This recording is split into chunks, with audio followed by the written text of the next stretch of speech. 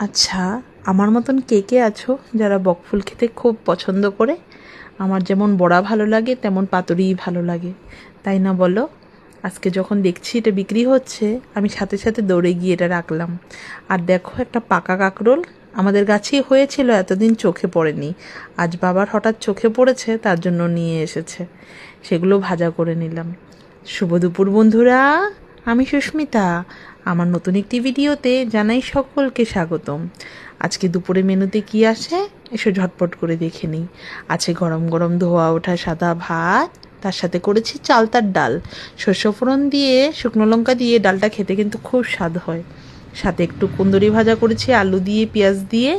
আর কালকের মাছ ছিল, মাছের মুড়ো ছিল, সেটা দিয়ে মুড়ি ঘন্ট করে দিয়েছি। যেহেতু জোহা চাল ছিল বাড়িতে, একটু মাছের মাথা দিয়ে আলু দিয়ে জোহা চাল দিয়ে মুড়ো ঘন্ট।